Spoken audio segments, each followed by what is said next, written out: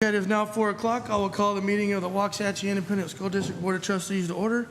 Let the record show that all 7 trustees are in attendance, and the meeting has been duly called, and notice of this meeting has been duly posted for time and manner required by law. First item on our agenda this evening will be our budget workshop for the 2025-2026 fiscal year. Mr. Calden. Thanks, sir. Good afternoon, Board and Ms. McCutcheon. This is our second in series of 3 budget workshops. And as Mr. Autry said, it is for the 25-26 school year.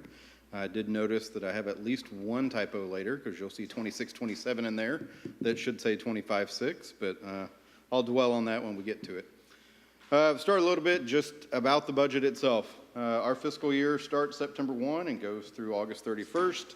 That is not changed. That's the same from previous years. We generally start our budget preparation process late January, early February. So we'll bring to you guys the budget calendar in January. Kind of lays out our big rocks and our big timelines that we hope to meet. Then we start meeting with all of our departments and campus leaders, usually in February. We try to get most of those done right before spring break, because when we get back, we know its focus is now turned to testing and end-of-year activities. So budget's not top priority for them at that point, and that's fine.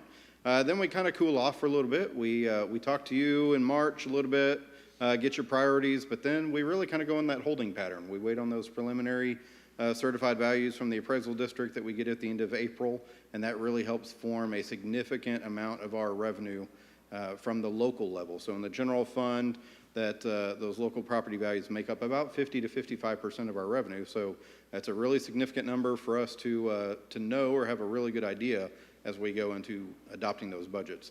We work through, at the end of the school year, we work through calculating our average daily attendance, which drives state funding. And so generally you're looking at the end of May, early part of June before we know daily attendance so that we can calculate that for next year. That's another roughly 45 to 50% of our budget as well. So between those 2 rocks, you see that there's not a whole lot of momentum that goes into the budget process until we hit late April and the first part of June. Every odd year always gives us a challenge because we know that our friends down in Austin meet and they throw us curveballs, and this year is no different. So next year, we will have much more certainty going into the budget workshops. We'll have a lot better idea of what we're going to be doing. This year, it's still a little bit early. We're still trying to digest House Bill 2, and one thing to go ahead and spoil some of the info in the back, one thing that we're really waiting on is information from TEA on exactly how they're interpreting House Bill 2 and the many provisions of it.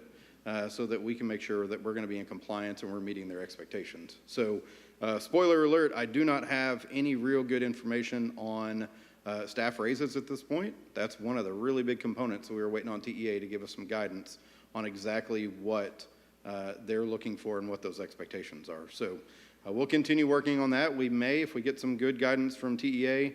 I was just at Region 10 today. They said that they're expecting compensation guidelines from TEA by the end of this week, if not maybe the middle of next week. So hopefully we'll get some good news, we'll get some better understanding of exactly what's going on, and we might come back with a special budget workshop for you in July if we have that information, because it'd be good for us to get that information out timely. In either way, we will have another budget workshop for you, in August, and then we will have another special called meeting that last Monday in August so that we can adopt the budget before the start of the fiscal year. I went ahead and talked way out of order. So local revenues, they make up about 50 to 55% of our revenues. Again, 98% of that is primarily property tax revenue. We kind of talked a little bit about this with getting those estimate of certified values in April. We get the final certified values in July, about the 25th of July. There was a bill filed in the legislative session this year, but it was not passed to accelerate tax rate compression any further than it's already in state law. So we will not have to go through calculations of further compressing the M&O tax rate this year, which is a benefit because we are not waiting on, again, additional information from TEA on exactly how to do that. So we are at the maximum compressed rate right now with TEA. And we anticipate that as the average values in the state grow, that our rate will compress a little bit every year. It's roughly 2.5% to 4%, somewhere in that range. So we anticipate that will happen again next year, but no otherwise accelerated compression of that tax rate. State revenues, again, make up 45 to 50%. There have not been a ton of changes on the state revenue side. There are allotments that are now going to be coming through. Some of those are based on enrollment. Some of those are based on average daily attendance. So two different components, two different functions that, again, we're still kind of working through and seeing how that's going to impact us. But not a huge adjustment to the basic allotment, which is the main funding source that we have in a school district setting. So basic allotment right now is $6,160 per average daily attendance. House Bill 2 increased that $55 per ADA, so that's now $6,215. Not nearly as easy to remember as $6,160, but we'll get used to it, and we're there for a little while. Federal revenues, in the general fund itself, those revenues are decreasing mightily every day. Back about 3 or 4 years ago with SHARS revenue, SHARS is the only federal source or federal type of revenue that we have in the general fund. Those revenues were about $2.5 million. This year, they're about 101,000 if I'm rounding up. All of that generally is due to changes at the programmatic level from the Health and Human Services Department.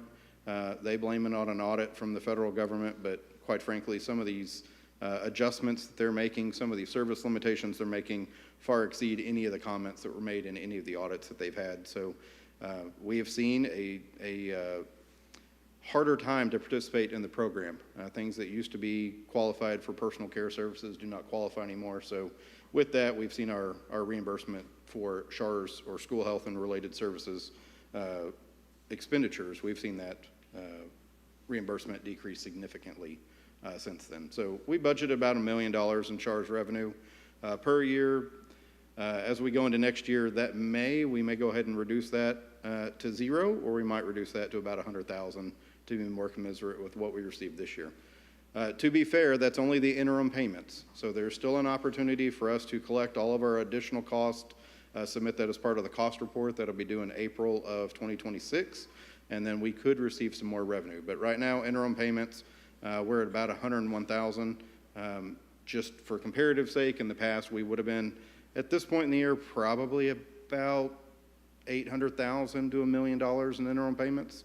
It just goes to show the level of cuts to the allowable cost that have been made in the program.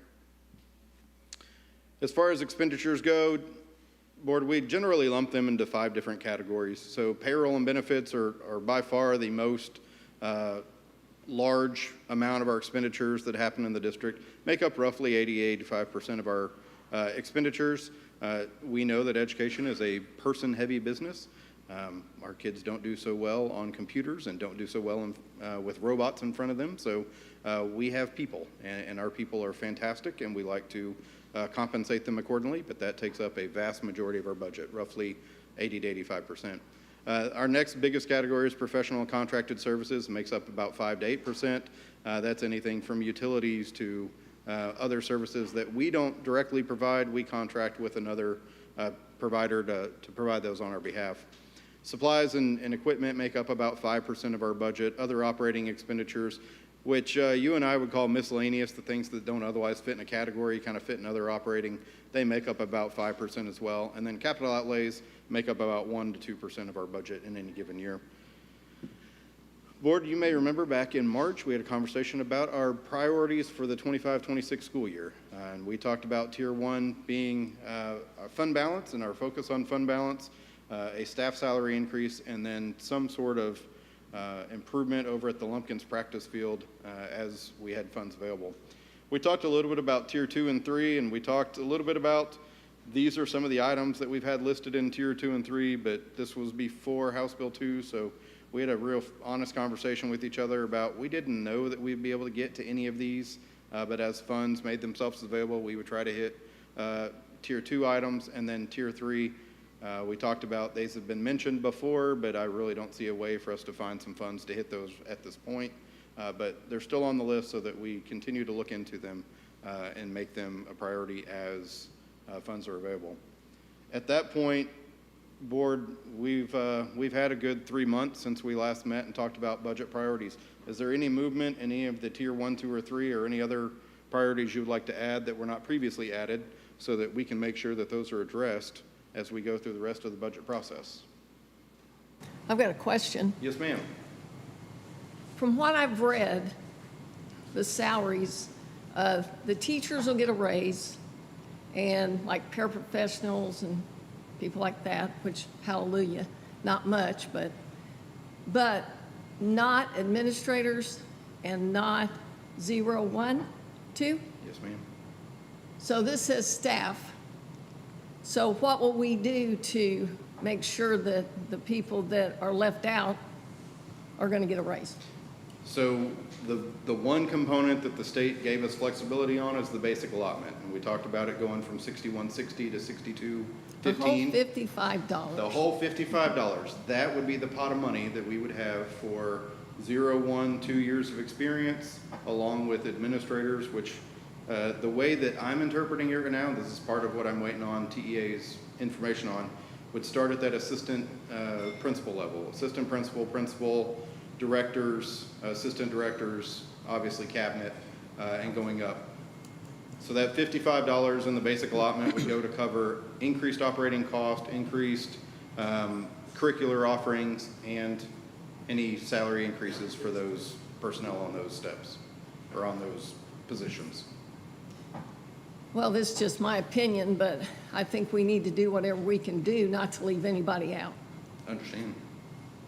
So to your point, that's one of the real challenges that we're kind of working through right now is the way the bill, House Bill 2, was written, it's only classroom teachers. But state law for the minimum salary schedule is teachers, librarians, counselors, and nurses.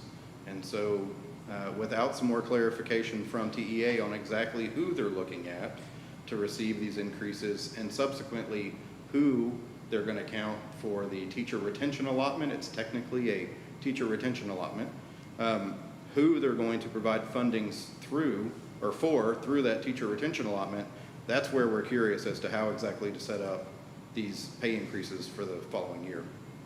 Also, that 0 experience, that's what gets teachers to come to our district, and we're behind a lot of districts around here, so we need to do whatever we can do to make sure teachers are looking at us. Yes, ma'am. Mr. Calder? Yes, ma'am. I understand that we have to pay 8%, I believe, on TRS, and so calculating a $5,000 raise, that'll make about $400 difference. And does that, and that last allotment, I forget what it is 102 or 112? 106. Yes, ma'am. What? 106. Okay, let's split the middle. 106 per ADA, and so that, I mean, and that's our money to make up for all of the inflation and everything. Am I correct? Yes, ma'am. Okay, so paying the retirement and not even looking at the health insurance, that's really going to eat into our little amount they're giving us by the time we, am I correct about that? You're absolutely correct. So the allotment you're talking about is the allocation or allotment for basic costs, ABCs. They came up with a really cute little education-related acronym for it. But Ms. Kriegel, to your point, it's $106 per student, enrolled student, and it's to address the inflationary cost of insurance going up, retirement, other employee benefits, along with utility cost, transportation cost. Realistically, the way it was explained to me today in our training was, we know personnel is our most expensive category. These are like the next 5 most expensive categories within any budget. So pretty much you go around the state, your contribution for benefits, your contribution for retirement, your matching of retirement funds, transportation costs, utility costs, those generally are going to make up about the next 4 to 5 or 5 to 6 of any district's budget. That's just kind of how it works out. In a personnel-heavy business, your benefits and your contribution matches for retirement are going to be a significant portion of your budget. We all know what insurance costs have been doing recently. They've been jumping leaps and bounds, 20 and 30% per year, both on the health insurance side and on the property casualty side. So we're not immune from those, just like as a homeowner, we're not immune from those increases in those homeowner rates either. So to your point, Ms. Kriegel, yes, that is what that allotment is for, and that would be eaten up very quickly with the district's requirement to contribute for the retirement with these increases. So that is, again, some more of the information we're waiting to hear from TEA. Is that the intent? Is that just tough luck, Charlie? That's what you're going to do? That's what we're trying to hear from TEA to get some more clarity on these. Okay, thank you. Yes, ma'am. All right. Let's talk a little bit about fund balance. This continues to be one of our tier 1 priorities. Board, we've talked a couple times in the past. One of our concerns going forward is looking at the opening of Waxahachie Creek and the staff cost it's going to take for that. The slide you're seeing right now is a verbatim copy from last year. And I wanted to come up here with this slide and tell you that I was completely wrong. If you look at bullet number 2, it says that we're going to drop below 3 months of fund balance. That part is actually correct. The next part, likely 4 to 4.5 million. Absolutely not. Last year we came in about even. We came in 150,000 to the good. So why would I give you intentionally bad information on this slide? The entire point was to say this was done in June of last year, and a lot changed from June to the end of the fiscal year. I anticipate a lot's going to change again from now to the end of the fiscal year. We are planning for increased insurance. We are planning on staffing at certain levels. We're even looking to draw in expected staff increases. Sometimes our best guess are just not going to cut it. Sometimes we end up with things that we have POs issued for. We end up not incurring the expenditure. Other times, we have direction from our board who says fund balance is important, and we really want you to prioritize fund balance, and we will go in and we actually avoid some expenditures to the best of our abilities. And so the whole point in telling you this is we are not in the same shape that I thought we were going to be in June of last year when we were having this conversation. So our fund balance, yes, did drop a little bit below that 25%, but we are right at 24%. So we're still in a really good spot. I know that Mr. Cooper and Ms. Timmerman have asked me in the past, where do you feel comfortable as a percent of fund balance? I believe we were talking about that last August, if I remember correctly. And I told you I really don't want to get below 20. I'm feeling okay with where we are right now, but I do know on the horizon, I'm looking at Waxahachie Creek and I'm looking at opening Waxahachie Creek.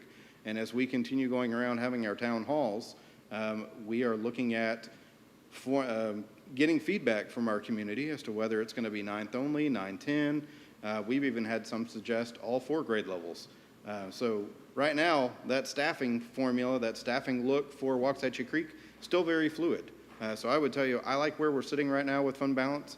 I would not want to dramatically reduce that given where we're going with Waxahachie Creek. But Ms. Timmerman, I hear you. And I want to do the best we can for our staff with staff increases. We've been going through budget reduction cycles for the last 2 years to try to collect those funds so that we can do things. We have not been overly successful with focusing on the discretionary budgets last year only.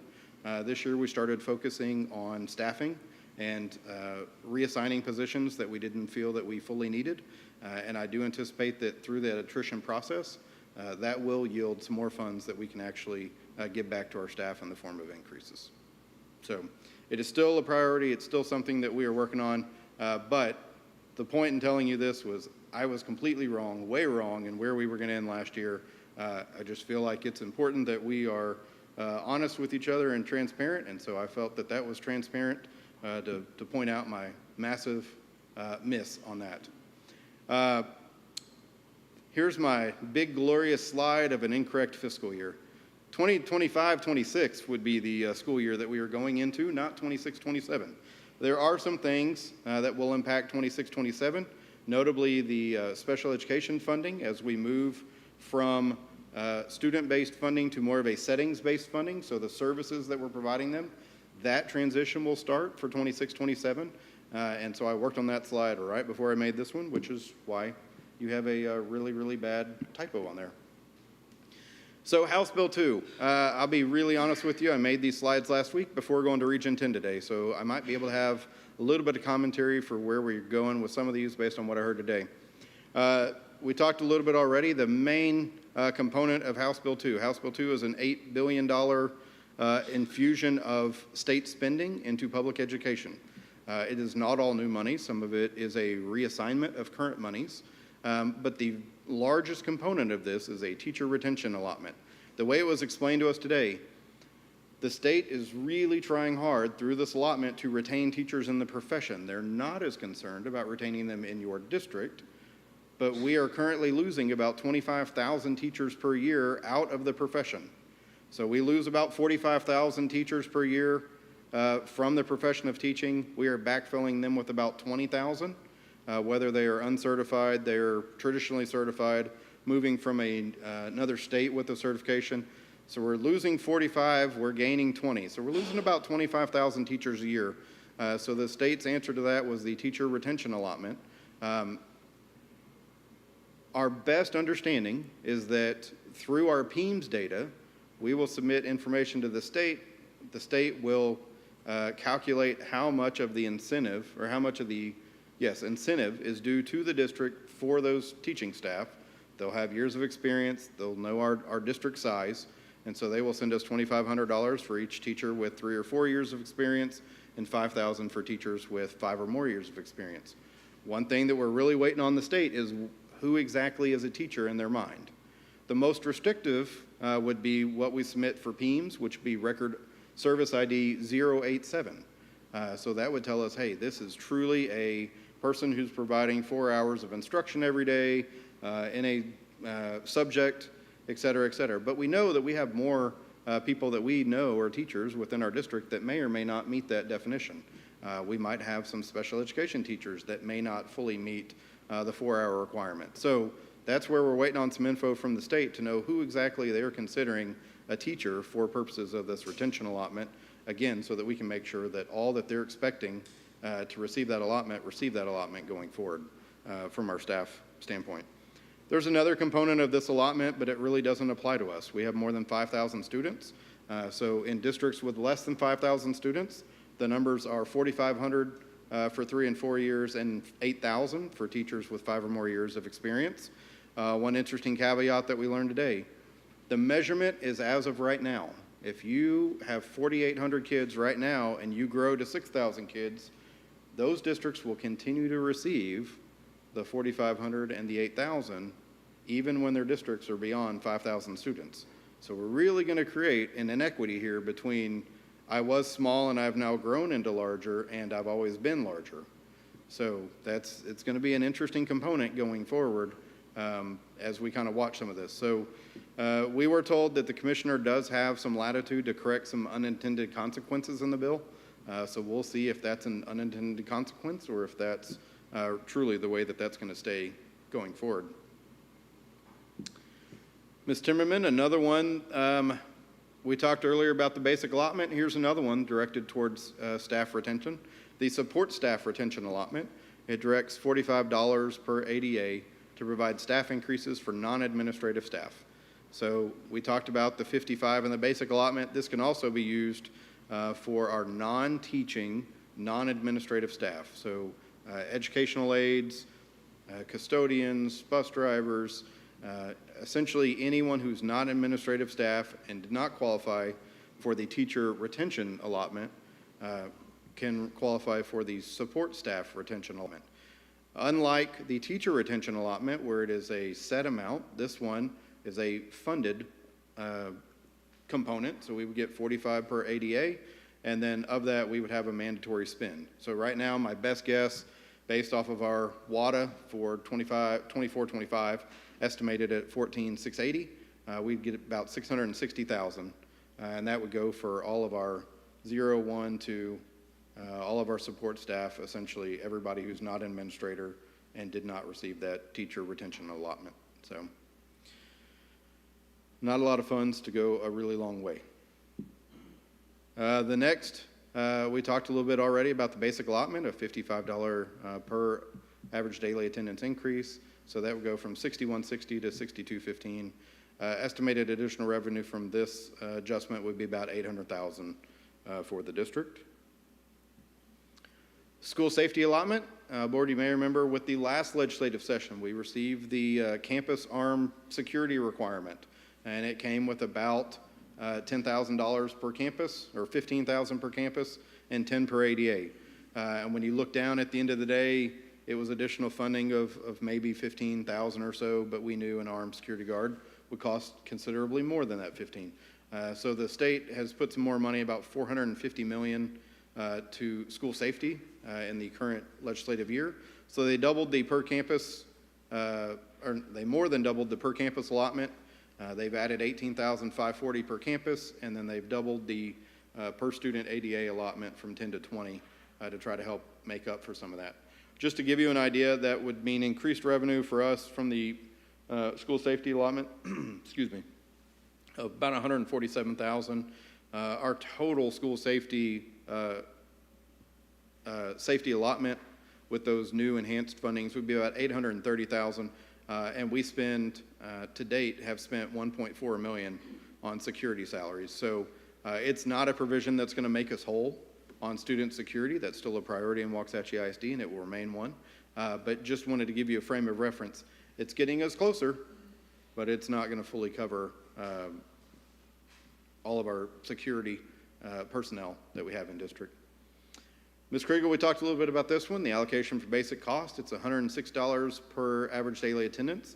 You could almost look at it as it gets added to the basic allotment, except that it has specific spend components that it's on. So we're looking at about $1.5 million from the allocation of basic costs, or this allotment for basic cost, to be used on transportation, utilities, property casualty insurance, employee benefits, TRS contribution, payroll taxes, and rehiring of retired employees. As a frame of reference, we spend a little more than that on utilities in any given year. So it's not going to stretch very far in terms of, well, we should have no problem in fully spending this allotment with the allowable categories. Let me put it that way. So other changes in House Bill 2, these I'm not fully baked on. These are some things that I'm waiting on. There's a new category or acknowledgement or category of award of acknowledged or nationally board certified within the teacher incentive allotment. This will be rolled out, I believe they said next year, 26-7. It has a range of $3,000 to $9,000 in funding. We talked a little bit earlier about a transition from special education to intensity of services model, and that again will begin in 26-27. One thing that does begin, I believe, immediately is $1,000 for every full and individual evaluation from the special education world. So at one point, there was a bill that would allocate us $1,000 if they're our student and $4,000 if they were not our student, and those got married into $1,000 for whether they're our student or not our student. So we still have to provide those evaluations even if they're not our student. $135 million was put aside for teacher preparation and certification courses. If you can't sleep tonight, if you want to go look up House Bill 2, about half of the total 230-something pages are devoted to teacher preparation and certification courses. So it is a really, really thorough read.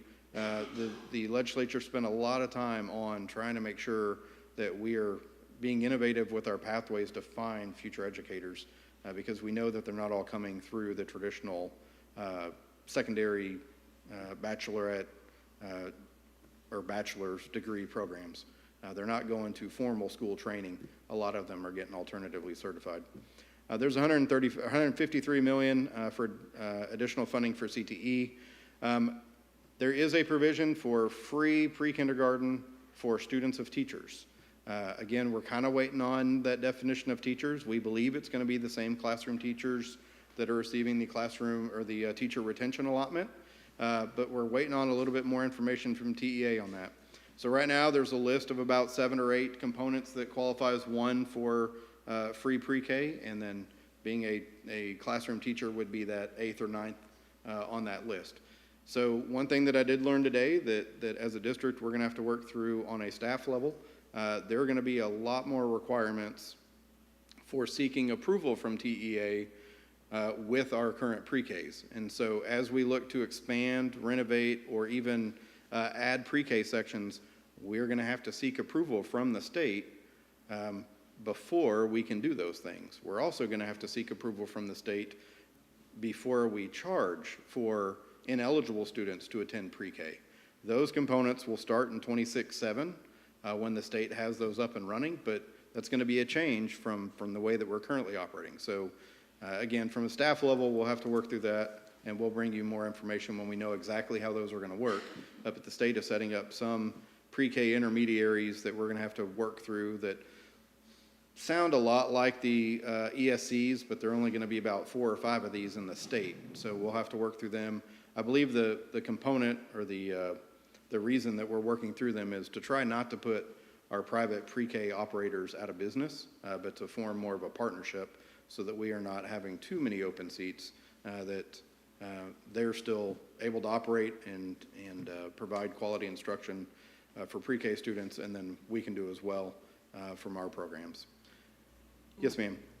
Mr. Cullen, I had a question about the full and individual evaluations. I understand we're going to have to welcome students from private schools and charter schools and do the evaluations for them.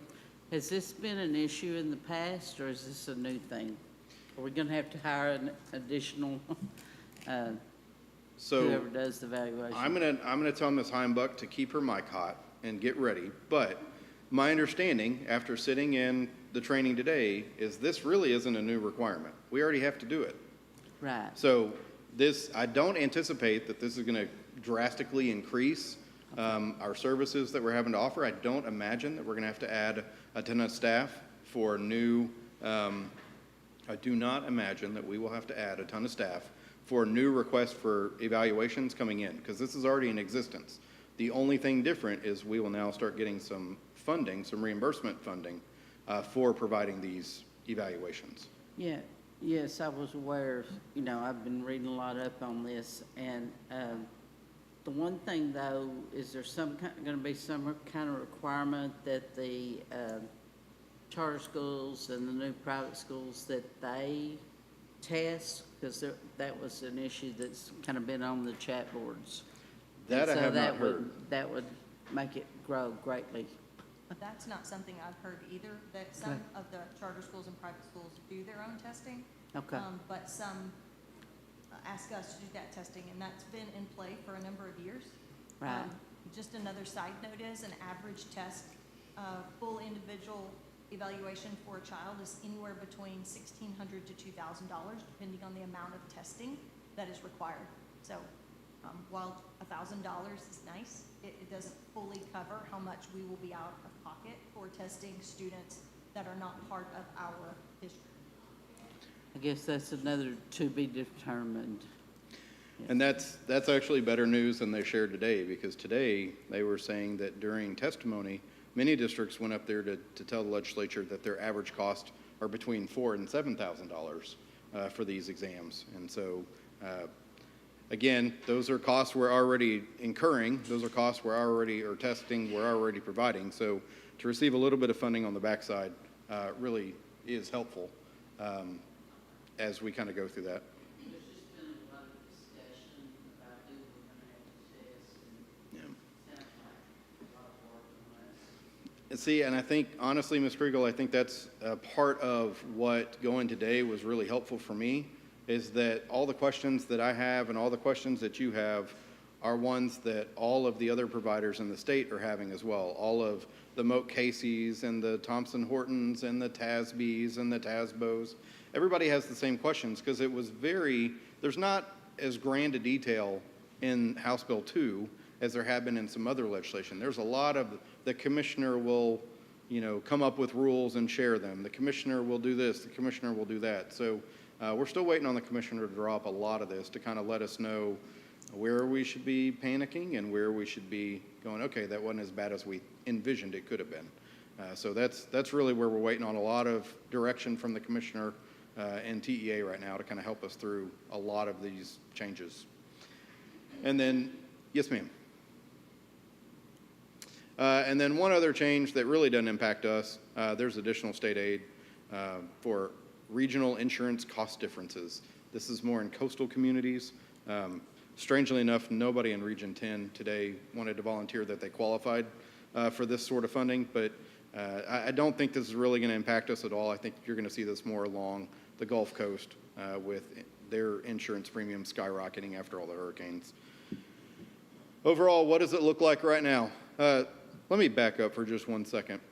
I'm only focusing on House Bill 2 in here. There are other things that are going to change legislatively, but we really don't have a lot of impact up and down from a funding perspective with some of the other changes. Yes, Senate Bill 4, I believe is the number, is proposing to increase the homestead exemption from 100,000 to 140. We anticipate that will be approved in November by the voters, but on the backside of that, if it's approved, that means that we will have less revenue from property taxes, but there's a hold harmless provision from the state. So at the end of the day, the impact will generally be negligible. We should lose money from local property taxes and gain more money from the state. So we're not going to spend a ton of time talking about this because mechanically, on my end, it's a difference in one account code or another. It doesn't increase the overall or decrease the overall revenue available for appropriation or for expenditure for the next year. So I do know that there's others out there. There's a Senate bill, I don't remember the other number, that increases the homestead exemption for disabled and over 65 homesteads. That would increase their homestead exemption to roughly 200,000. We fully anticipate that will take some properties completely off of school property tax roll.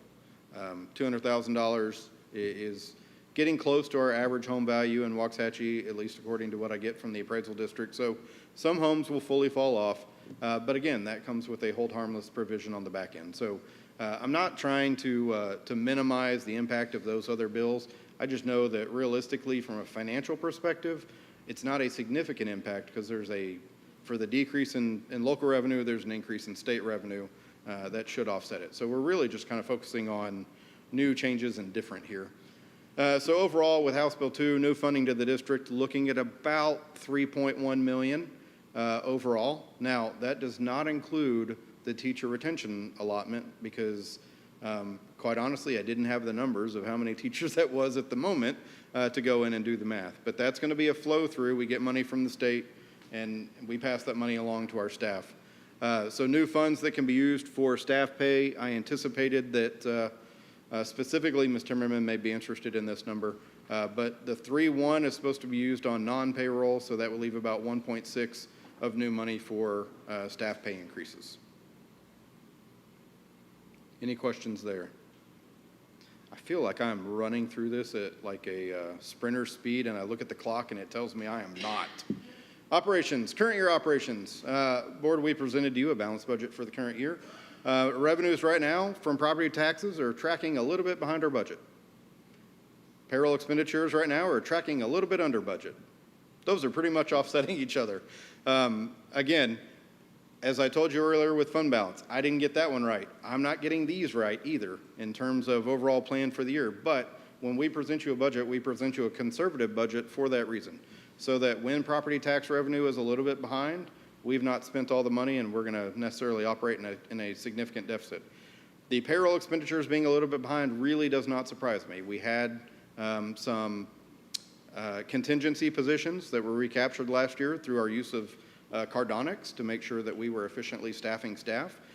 We did not go back and have to fill all of those positions. So it makes sense that we would have some payroll expenditures that we're not incurring right now. We have some open positions that have not been filled. Mr. Cooper, I anticipated you might be interested in this number, so I put it in there, but I've already spoiled all of the fun when I said it earlier. So if you're not interested, oh well, I apologize. SHARS reimbursements right now, $101,000, down from $2.5 million a couple years ago. It strikes again, another typo. Considerations for 25-26 budget, ADA projections. So we are anticipating about a 300 student increase from our current year. You may remember that some of our projections had some really healthy student increases, like 4 and 5%. This is not a 4% increase. We are looking at about a 2.8 to 3.1% student enrollment increase. We believe that's in line with not only demographic projections, but also what we're seeing in the housing market and the new houses that are being built. ADA of 10,769. I know that we generally, as a district, and I don't fault us for it, we are really concerned with what enrollment is, but as the finance guy, I don't really care what enrollment is, and I don't mean that rudely. Texas is one of the remaining states that pays on average daily attendance. So enrollment is a great number to have because I got to have them enrolled for them to attend, but I really only get funded off ADA. So the enrollment estimate of 11,617 is quite frankly irrelevant in the grand scheme of things for my purposes. So for my purposes, I'm looking at the 10,679. This is about 92% of the demographer's enrollment estimate of 11,617. I feel pretty comfortable at 92%. Again, demographers projecting, I was off a percent, 3.8% in student growth for next year. We are not budgeting their entire student increase. We are budgeting about 75 to 80% of their student increase. And then our attendance rate roughly for this year was about 94.5. Again, that's that other component. If I'm going to be worried about enrollment, I have to be worried about student attendance. Generally, we try to track and budget at 95%. So this year we were a little bit under it. I have a graph that I'll show you here in just a second on that. For this year, we budgeted 10,314 for ADA, which is approximately 92% of the average enrollment of 11,176. We budgeted ADA of 10,436. So you can see that we were a little bit behind our budgeted ADA count. Now, when I run the numbers for the state revenue template, we're actually sitting pretty good because we had some increase in other areas that draw additional weighted funding. But it just tells me I'm kind of in the ballpark. I might be a little bit high on our ADA, so I might even reduce that 300 a little bit more to maybe 250, just to be conservative and safe. Looking at this year, the green lines on there are where we budgeted. So we budgeted 10,368. I got to change those fonts to be black type instead of blue because that's not very easy to read from over here. We only met our ADA projection 6 weeks for the whole year. We met it in the first 6 weeks, and then illness took hold, and it really took hold in the fourth 6 weeks, and we never really recovered. So the average is a little bit less than what we anticipated. If you want to look at that on a attendance percentage basis, we budget 95. We hit that in the first 6 weeks. We were under it every other 6 weeks for the rest of the year, and the average again was about 94.5 for the whole year. Things we're still working on for next year. We're still working on reconciling our current year. So we've had to reallocate about $1.5 million more this year for technology, TLI, athletics, ROTC, and CTE throughout the course of the year. That's not a bad thing. That is good. That means we had some funds there. We're still looking at balance. That means we had some funds that we could move from one priority or challenge to another. But we need to look at, are those going to be long-term things that we need to continue doing? When I say TLI, I'm assigning it to TLI because I didn't want to take credit for it, but it was like our financial literacy program. We put about $19,500 into financial literacy, so I charge that to TLI. Whoopsie, I should have told you earlier. We're also still working to understand all the changes from House Bill 2 and what exactly we're going to have to do. We think we have a pretty good handle on the amount of the teacher retention allotment. Now we just need to really know who are the people that are qualifying for it, and then all the other components that are in there so that we can really go about executing the third bullet, staff pay raises. Again, we have a general idea of for teachers with 3 or more years, but what about 0, 1, and 2? We need to really talk about, Ms. Timmerman, you've given us good feedback already about that starting salary, that year 0 salary, making it more attractive and more competitive. Again, I've already gotten the cart way in front of the horse, but librarians, counselors, and nurses, they're on the state minimum salary schedule, but best we can tell, they're not included in the teacher retention allotment. So what do we do there? I know that we probably are not going to be able to meet all expectations from our staff. There's going to be a delta between classroom teacher and librarian, counselor, nurse, even though they've been on the same pay scale for a while. Paraprofessional, support and auxiliary staff, and then lastly, administrative staff. But we said our original Tier 1 goal was a pay increase for all staff, so we are still working on that. We just need to make sure that we understand all of the components before we get down to the everybody else line. So that's kind of where we are, what we're working on. Next budget workshop, tentatively scheduled for August 11th. Again, if we get some clarity, we may put another one in there in July, just so that we can kind of keep you up to date on, hey, here's what we know now and how it's impacting our budget. So with that, any questions or comments from the board that I can address? Anyone? I just have one question. So if we were to get the TIA in the future, do they cover the 8%, or will we be expected to cover the 8% for retirement on that? For TIA, for teacher incentive allotment, Right. that's on us. The retirement contribution match is on us. Okay. Ms. Kriegel, to increase your laugh and your smile a little bit on that, the Reading Academy stipends that we pay, the Math Academy stipends that are flow through from DEA, we get to pay the match on those as well. So there's a good number of things that come from TEA that we get to pick up the 8% and or other benefits that go along with it, the workers' comp, the unemployment insurance, all those other benefits that go with it. So usually the 11% or so is on us, and it's just the amount that's been advertised. We might get that as a flow through from TEA, but there's 11% more that go with it that is all on us. Well, I just wondered, because I think that would be called an unfunded mandate. Yes, ma'am. Thank you. Yep. Our next workshop will be in July.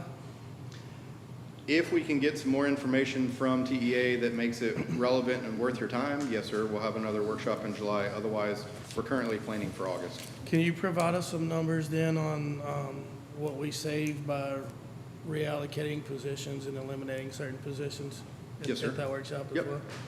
We'll try to get some info for you. Yes, sir. Anyone else have any questions? Staff, anyone in the crowd? Anyone?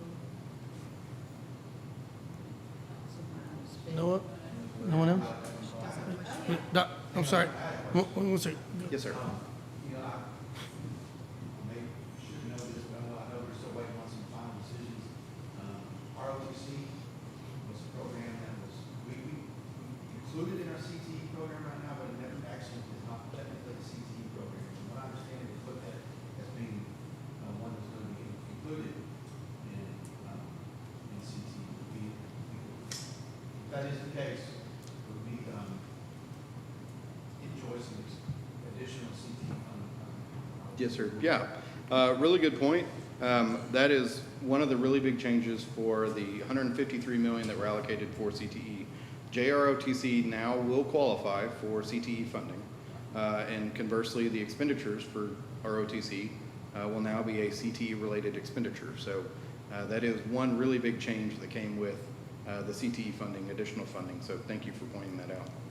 Because I know this past year, we started our NJROTC, but then we had to really find the funding for it through the high school budget, I believe, because you have to buy uniforms and the startup costs are kind of expensive. And now it seems a benefit that we're going to be able to lump that into our CTE program for real. So I'm glad Yes, about sir.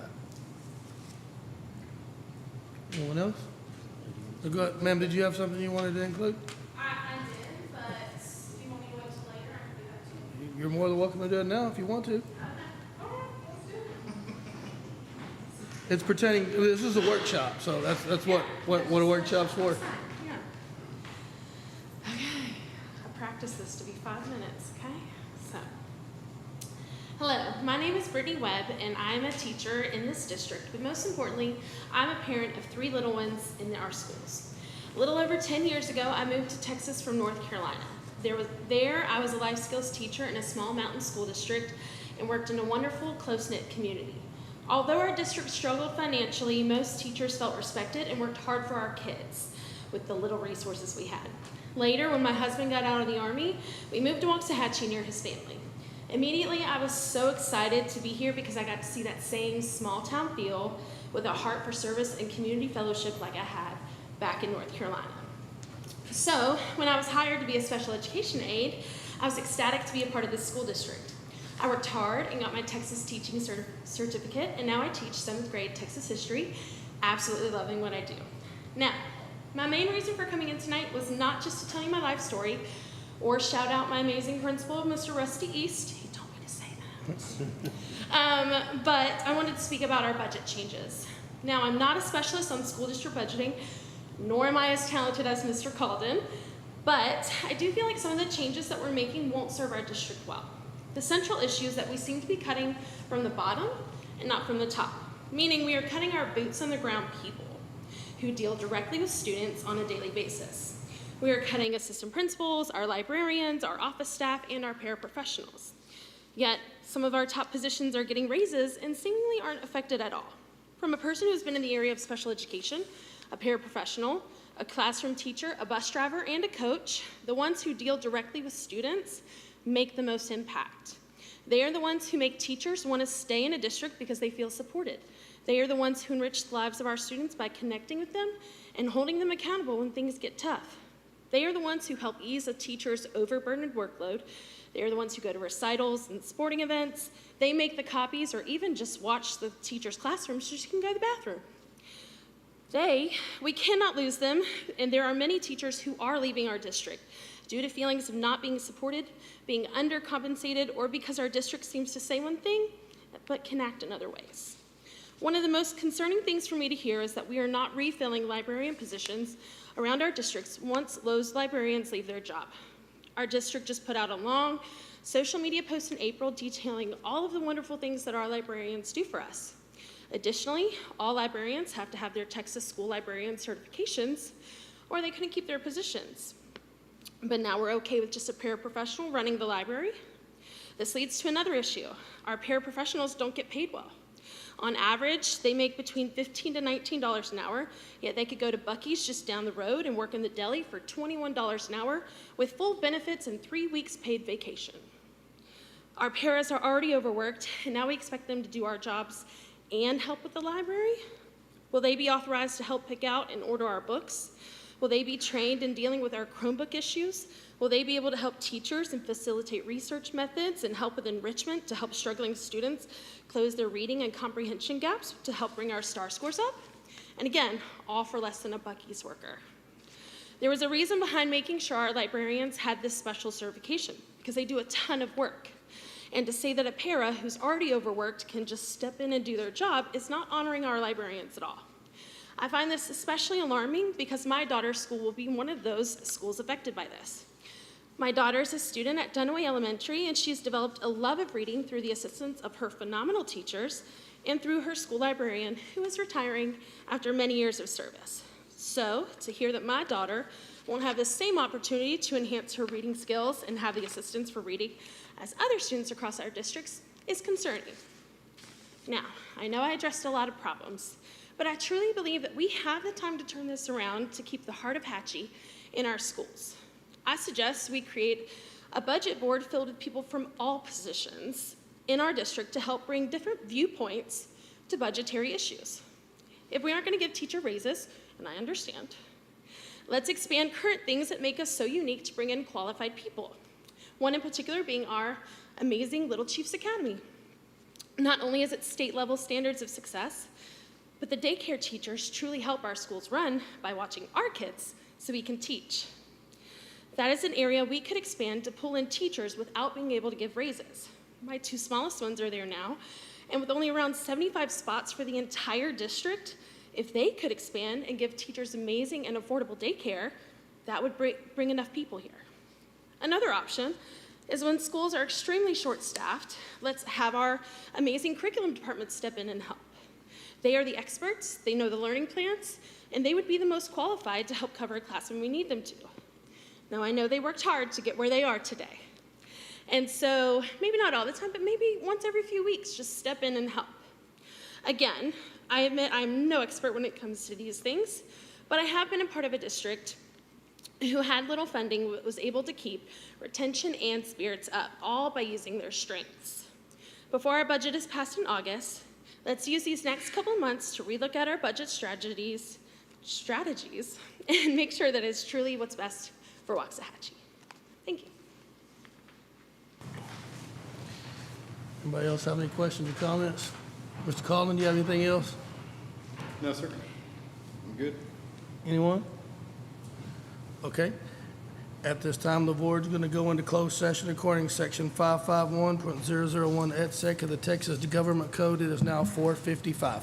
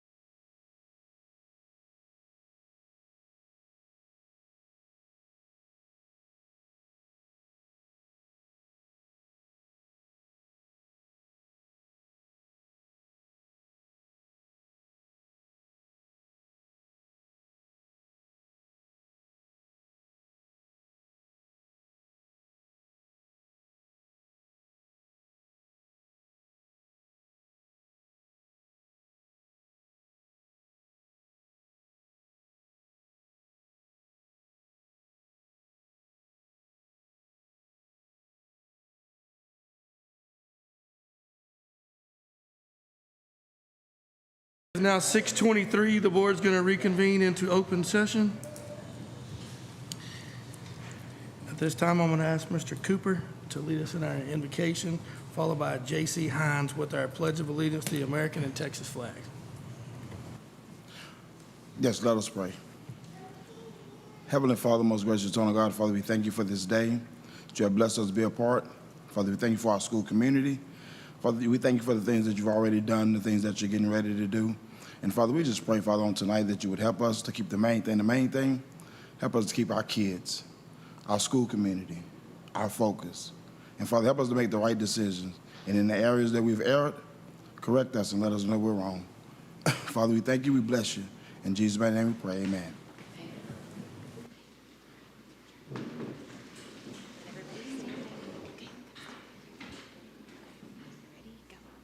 I pledge allegiance to the flag of the United States of America and to the republic for which it stands, one nation, under God, indivisible, with liberty and justice for all.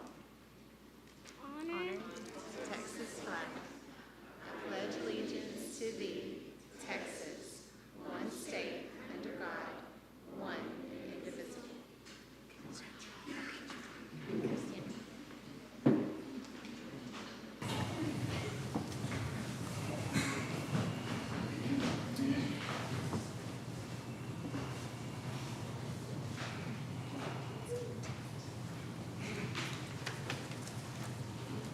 Next item on our agenda would be our open forum. At this time, we do not have anyone signed up to speak, so we are going to go out of order and move to our action item A, which will be consideration with possible approval of hiring the Felty Elementary principal. Good evening, Board.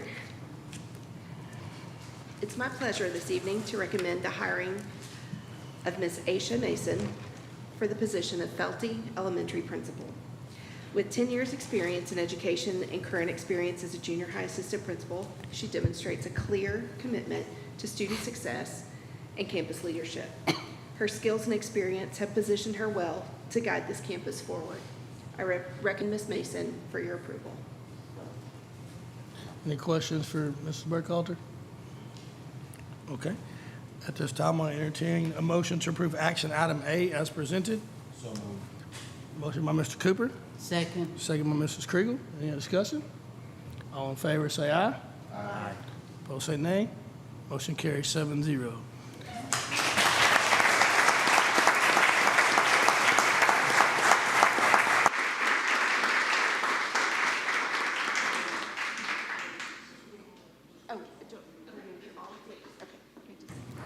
Okay, action item B will be consideration with possible approval for the hiring of the Marvin Biomedical Academy principal. Okay, all right, Board. It's my pleasure to recommend the hiring of Ashley Gabbard as the principal of Marvin Biomedical Academy. She brings 11 years of experience to the role, having served as teacher and assistant principal. Her strong instructional leadership and deep understanding of elementary student needs make her an excellent choice to lead Marvin. And I recommend her for your approval. Questions or comments from Mrs. Burkhalter? Okay, I entertain a motion to approve action item B as presented. So moved. Motion by Mr. McCutcheon, second by Mr. Pitts. Any other discussion? All in favor, say aye. Aye. Opposed, say nay. Motion carries 7-0.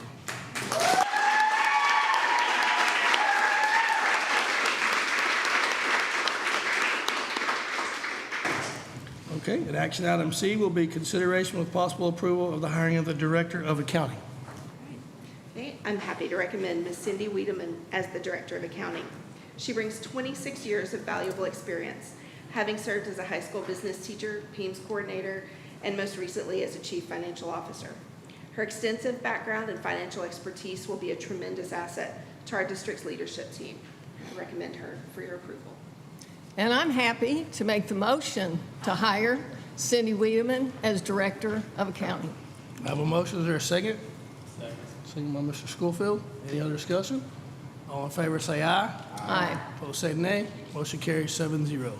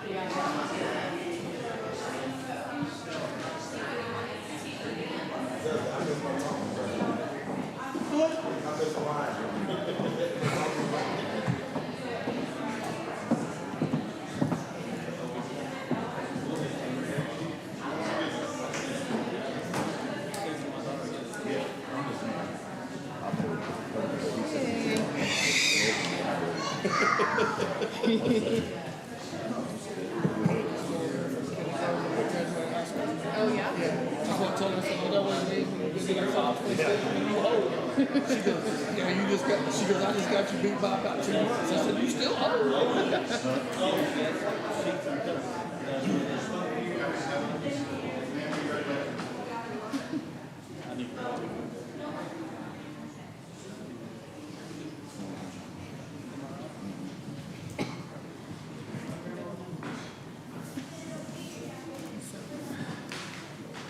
Turn that on.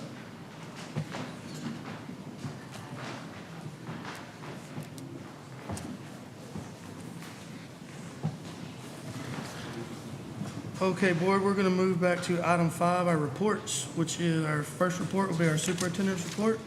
Before you start your report, I want to welcome you, Ms. McCutcheon, to our first meeting at WISD. So, Thank you. Been on the job a whopping 9-10 days. It's been great from minute one. So it's my honor tonight to present to y'all my first superintendent's report. It is a little shorter, as you can expect, but just really want to talk about some final numbers from the 24-25 school year. So the class of 2025 graduates, we had 180 seniors that graduated at High School of Choice. We had 82 at Global High, and then at Waxahachie High School, we had 725 graduates. I know y'all all attended those events. Also want to look at final 24-25 enrollment. So on the last day of school, our enrollment stood at 11,171. If we just compare back to last year, last day of school in May, that enrollment was 10,988. So you can see where that growth came in. Attendance rate, you saw that in our in Mr. Calden's budget workshop, where we ended the year with a attendance percentage of 94.4%. And then just kind of talking a little bit about my first week at Waxahachie ISD. So I was able to sit in on the second round of principal interviews and the business office interviews, and we just hired those 3 amazing individuals. So I was honored to be able to do that as well. We did hold 2 town hall meetings last week. Those were the first of 6. Mr. Calden and Dr. Averett did most of that communication, but I was able to attend those and listen to some of the input and questions that we had coming in from our community members. And then on Thursday, we held a realtors breakfast. We did that out at Jimmy Ray Elementary, and that was really it was really nice to be able to meet with some of those folks and just talk about some of the great things at the district, introduce myself as well, and then again, Mr. Calden and Dr. Averett presented the same information from the town hall meeting as well. And then just some upcoming events. Y'all are probably aware this Thursday there is a meet and greet here at from 4 p.m. to 6 p.m. And so looking forward to be able to meet lots of individuals here in the community. I'm doing pretty good on faces, not so well on all the names, but I'm working on that. Maybe we should have name cards or something. I don't know, Becca, we'll see. And then we do have 4 more town hall meetings coming up. These dates were previously set, so July 8th at 6 p.m. is at the high school, Waxahachie High School, in their CTE room. July 10th, we're changing that up to 10 a.m., same location. And then we do have two of our final meetings in August, one at 10 a.m. and one at 6 p.m., and those will actually be in Coleman in the Fine Arts Center. And so that'll conclude our town hall meetings, and then we'll move into some action at that August board meeting. So do y'all have any questions for me, board members? Nope? Questions? Welcome, and sounds like a great start. It's been busy from minute one. So. Thank you. Thank you. So report B will be our informational bond 2023 construction update. Mr. Mott? Good evening, Board. Ms. McCutcheon, we're going to go over the May 2023 bond construction update. So our mission for this summer is a busy one. We're going to work to complete the Hancock building, which will be the new home of Coleman Junior High, complete the Finley remodel there and additions there, Howard Junior High remodel additions, and then all the elementary schools that we're touching there throughout the summer, and this extensively on quite a few of those elementary schools. So our goal is by August 1 to have all those things complete before teachers start to come back and all that. That's the goal. So we're going to start with the Hancock building. We're about 98% complete, mainly doing punch list items.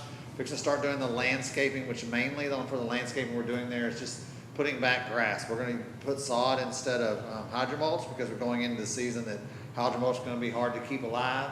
So we're gonna do sod there on the areas that we've damaged and everything else through all the construction machines and those kind of things. And then we've got, we put in a couple extra field drains that weren't accounted for at the beginning right there in the front of the school to help drainage there. But then the lockers for the boys' athletic area, they're not going to be installed until October 25. We had a change order late in that job to increase the number of lockers we needed there. And so by doing that is we went from about 68 to about 150 lockers. So it'll now accumulate or hold everyone there. So it's going to be a little bit longer for us to get them in and then get them installed. And then right now we're under budget on that job, running about $900,000 there. And then the furniture for that job, for that school, will be delivered on June 23rd of that is when they'll deliver it and start putting it together and installing it. So we're planning to move over teachers roughly the first week of July, move their stuff from Coleman into that building. So it'll be that mid-July when it'll probably be finished with all the installation, but we can still move some of their stuff over. So we're on date to meet all that. And the furniture everything's scheduled well on that. I've been getting updates on all that, and all the trucks we're seeing are all going to be scheduled. So Finley Junior High is about 60% complete. That last 40% is a push. We're going to be pushing that one. We're about 95% demo completed the demo. We're starting build back of the library and the cafeteria. We're continuing in the admin and the kitchen area. And then we're right now, that is a combined with Howard, that GMP, when y'all approved that, those were combined together. So between those two buildings, we're running about a 1.1 million combined under budget there. That furniture is scheduled to be delivered on the 28th of July as well. And we'll need every day to the 28th for that one. You'll see some pictures here, but there's a lot that's still to be done, but there's been a lot that's happened in the last 2 weeks since we've gotten out of school. So the pictures you're seeing here, if any of y'all, I'm sure all of y'all are familiar with it, but anyone that isn't, you can kind of see, that is your cafeteria and library. The picture on your left is your cafeteria. You can see the far stage. If you're familiar with it before this day, before the school let out, it was 3 levels with multi-level ceiling. Now we're down to 1 level and no ceiling right now. We will put a ceiling back in there, but it'll be a single level ceiling there. Picture on your right is looking from one of the halls looking right towards the library. If you can look, if you see in the back, you see those air conditioning ducts there. That is actually where the teacher's lounge was, just to give you familiarity in that building.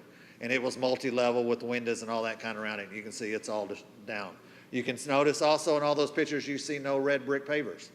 We're down to a hall and a half, basically from the gym around to if you went from the gym going along the back over towards where the area concession stand was, that's what's left of red brick as of yesterday morning. I haven't been over there today, but they've had 2 machines going every day, 6 days a week since the Saturday we let out of school. That's when they started on that, and that's how far they've gotten in 2 weeks. But they've had 2 machines running all day long, 8 hours a day, 6 days a week. That tells you how that tile is. It's been there since 1985. Howard Junior High, we're about 65% complete. Demo's 98% complete. We've got a few just very little left to do there, mainly cutting of this, squaring up some areas. And when we demoed it, just wasn't, we knew it wasn't going to be clean. They just got to finish cutting those so we can build it back. We're starting to build back at the cafeteria transition, but from the old cafeteria to the new cafeteria.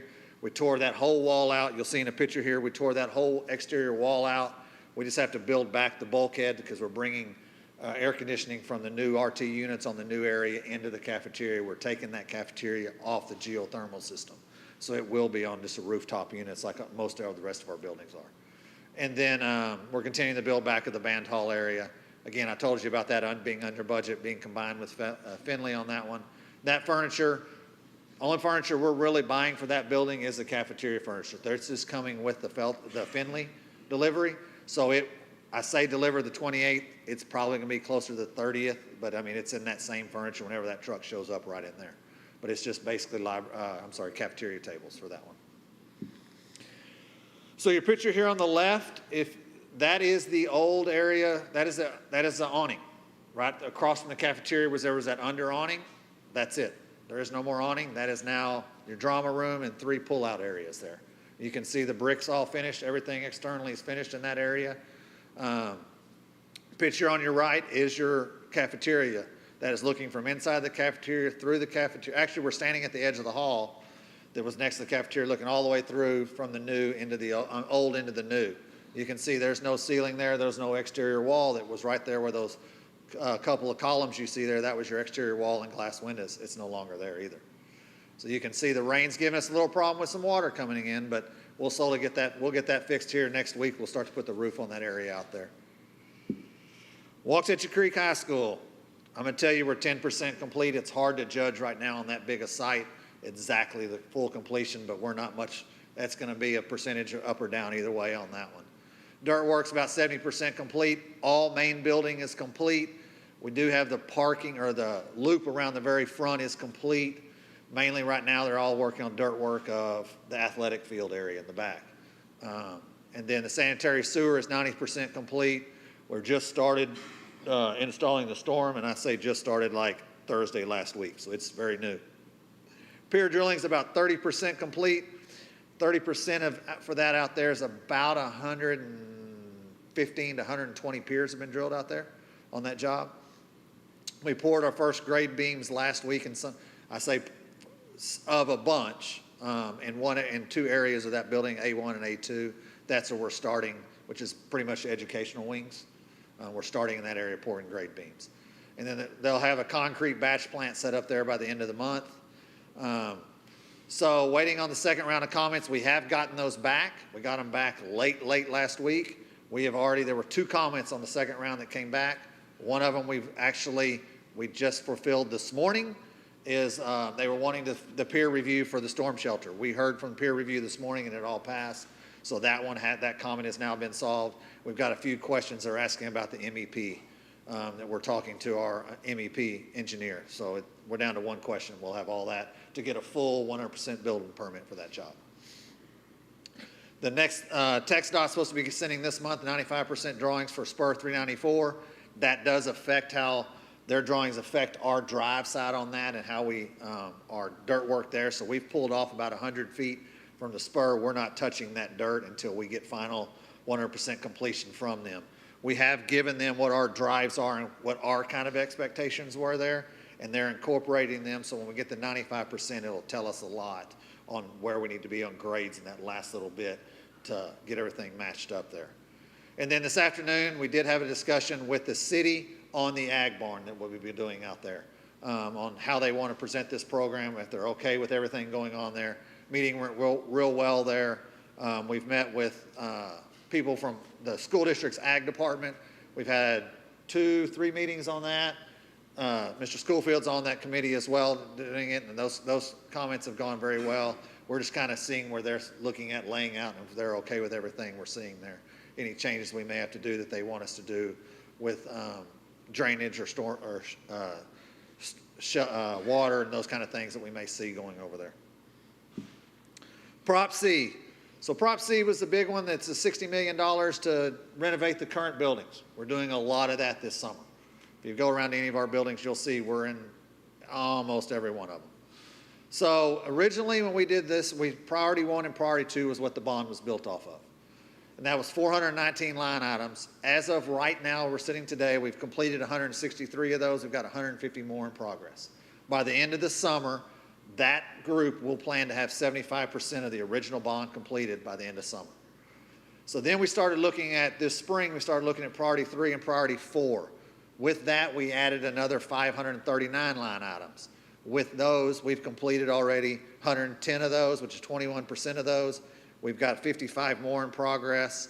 By the end of summer, we'll have completed 31% of that area as well. Then now you see the additions due to savings. There's just savings that we've had that we've started things that are outside of those priorities. Could be a playground, could be some flooring, could be things like that, painting of classrooms at one of the buildings that never was counted for. That we've seen savings and we're saying, hey, these are things that we can do to help that building. We're doing all this other in the building. Let's do that one piece and it makes it all look new. The Hancock building is a prime example there. Putting flooring in those classrooms and painting those classrooms. We're not part of the bond at all. But with everything else being new, and we would have had old flooring and old painted walls, and they move in, it just doesn't fit. Now we've gone in and put all new flooring in all the classrooms and painted all the classrooms. It makes the whole building look really fresh and new when everybody moves in there. So those are some of those things you see in there. And those will continue to go up as we add on to that. So it's right now at 39. Those are all things that we've added on. By the end of the summer, those will be 100% complete, but we'll probably have added a few more through the bond, through things that get approved in the next couple of months. So by the end of right now, we're looking at 997 line items. By the end of the summer, we're going to be roughly 52% complete. So that doesn't seem like a lot, doesn't seem like we've accomplished a lot, but if you really go back and look, we're only supposed to be accomplishing that first error. So in this few years, we'd have been 75% complete. So yes, we're at 52% complete, but we've widened our scope, and not one project has been over budget in that scope. With all those being under, we can widen our scope, and that's what we're doing, spending the money better while we can to make the buildings better for what we're going to, for the long run. I've had people come in from other districts, and they're amazed that we've got a 3-story building in here that's 100 years old, and they said, we can't even see a building that's 50 years old in their district like that, or even have a building 50 years old. And I said, well, we've got some that are 50 as well, and they look just like this, and they're just amazed. And I said that's because we take care of our buildings very well and spend our money well when we can, and it shows. So a little bit going on just so you understand. Ceiling tiles in the buildings. We're doing 8 schools. Every single ceiling tile, closets, offices, bathrooms, every one is being changed in 8 different schools. We've got classrooms painted in two schools. We're flooring 2.5 schools this summer. That is Clift, that is Wedgeworth, and all the classrooms at Global. So they're not just like our smaller schools. There's some big size schools. Wedgeworth is a pretty big school. So is Clift. So we've got our work cut out for us. Student and staff bathrooms, 8 different schools. Cafeteria sound system, 6 schools. Fire alarms, 6 schools. So we will have touched, by the end of summer, we will have touched every campus in this district besides WHS Simpson, which were not included in the bond, and then Coleman Junior High. We have not touched much of that building at this time yet. But WHS and Simpson weren't in there. So we are touching every single school. We're not going one school and then waiting until it's finished to go to the other. We're actually spreading out so everybody's getting touched with what we're doing through here. Here's a couple of pictures. There's the front of Wedgeworth. It's been painted. The poles that you see there are dark gray. They were a faded green. So we painted them a dark gray, painted the light gray as a stucco you see there. Picture on your right is actually a classroom in Marvin. All the walls have been painted. All the ceiling tiles are brand new. You walk in those rooms that are bright and vibrant. And, we floored them 2 years ago, I believe it was. We floored that building. So everything's coming around there. There's a picture there Both of these are our first school of the 3 that all 3 have been approved. This is Felty, adding the chiller towers and everything there to bring geothermal off.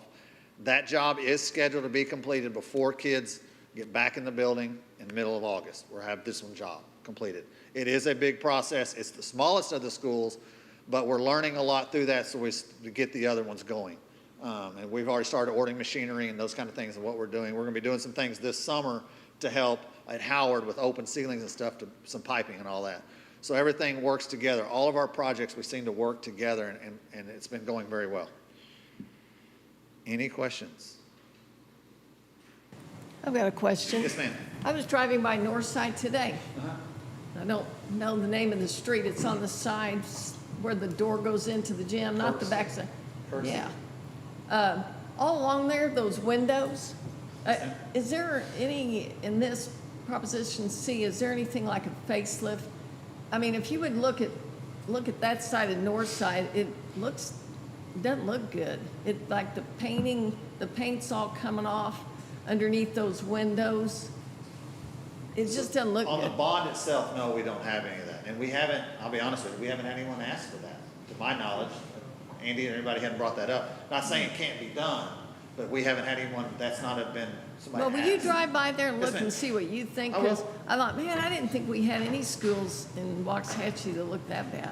I mean, Yeah, to me, it I'll looked go by there bad. tomorrow and look at that. Okay, Yes, ma'am. thank you. No problem. Any delays at the new high school due to all the precipitation? No, not at right, and they're not saying anything right now. I mean, it's probably not as far as they would like, but I think they also figure they'll catch up. Nothing that can't be recovered? I mean, they always build in some, they're not worried yet. I mean, if we go another 2 months of this, I think they'd probably be worried because that's their dry month and they know they'll catch up. So, Anything else from Mr. Mott? No. Thank you very much, sir. thank you. All right, our next report is Report C, the summer campus move update. Mr. Collin, you doing Thanks, that by sir. yourself? Dr. Averett may chime in from the cheap seats over there, or he may join me, I don't know. I wasn't here today to go through this, pre-board walkthrough, so we'll see. Wanted to kind of give you an update on campus moves. So Mr. Mott's talked a lot about projects going on at the various campuses. So we just want to take a minute and kind of hit timelines on all of our campus moves that are happening this summer. So over at the Hancock building, you also know it as Global, you also know it as the old 9th grade academy, so the building that's on Indian Drive. At the end of school, we started moving all of the Global materials, all the teachers' materials out. So we took over bins, we took over tubs in the spring. We had classes, I believe, a couple of times on how to pack them. And so that the teachers and staff could get all their materials packed up. And right at the very end of school, right at the very beginning of June, we moved all that stuff over to the Wildman building to hang out in the gym for the summer so that we could go through and do the work that Mr. Mott's talking about, go in and refresh the existing classrooms with flooring and paint. By the end of this month, mid-July, we expect that the classroom flooring and the painting will be done, or at least mostly done, in that existing part of the building. So they've gotten started on it now. They'll continue going through the rest of the summer. And then by the end of June, we expect, as Mr. Mott told us, that new classroom furniture is going to be there on campus. And then they're going to start installing it. And we expect them to be done installing it about mid-July, maybe towards the end of July, in all for August 1st to be when the building is expected to be turned back over to campus staff. Teachers can start moving in. Campus will start having that operations on campus. All right, and so as we talk about that, now we're moving Global High School back to its original home, which was the TC Wildman building, which is right down the street. Obviously, there was some work to do in that building to make it look like a high school again. There was an urban myth out there that we had changed all the toilets to small toilets when that's not true. All the same fixtures were there when Wildman was using the building, and so that we did not have to go in and change any fixtures in the restrooms. They're all the same, and so that's good because that would have been expensive. But we moved furniture back over there. I think initially it was kind of a mess. Actually, when you move in a house, I know Ms. McCutcheon didn't want that. She moved into a brand new house and you got boxes everywhere. It takes a while to put things where they belong, but that's happening right now. We're doing pretty extensive work. One of the biggest projects that we're doing is returning what were science labs that were converted to kindergarten classrooms back to science labs. And so part of that is installing hoods in there so we can actually do real science, real chemistry in there, and also making sure that we have the proper gas lines so that we can use in science where you can use Bunsen burners, et cetera. And so that work is happening. And also returning it back to where a science lab looks. Also, the one space that's outside the building that was, the renovation of the former tax office. For those of us who've been around a long time, several of us probably had Edith Finley teach us American history in that room. I know I did. And so that space was in a state of disrepair and was subject. We were going to tear it down, but actually looked at it and said, no, we can renovate this space with a new roof and we can fix it, and we'll use that for a classroom space. That will be the shop for Mr. Warren's class when we move back over there to the Wildman campus. That's where we'll have that shop. We're going to install an overhead door. As soon as we can get the space tightened up and we can get it conditioned with air conditioning, we can go ahead and get the flooring done that. And so we're going to continue to do that work over the summer. We expect that work to be done on August 1st, so we can have all that done, so then teachers can come in and move in and be ready to occupy their classrooms pretty soon after that. Mr. Mott kind of gave us a quick overview of the Finley project and all the work that's going on there, but just kind of as a summary, we gently asked the campus to vacate, asked Mr. Blanco and his staff to get off campus if they wouldn't mind right there at the end of May. And you've seen through the pictures the great progress that's being made over there in renovating that library and that cafeteria space over there. We expect that really to keep going all summer long. That's going to be a tight deadline. We hope to get, we're expecting to receive furniture towards the end of July, that last week of July, and then working on really quick installs in that library area and the office area and also the cafeteria space. And then that'll be right there towards the end of summer, right in time for our staff and our students to start returning over at Finley. One part of that was on that page was installation of a new sewer line in the existing building. You know, that building was opened in 1985, and the cast iron plumbing underneath it, you know, had seen better days. And so when we pulled the plumbing out from under the kitchen area, we could see that there was some significant issues there. And so that's been replaced and fixed on that side.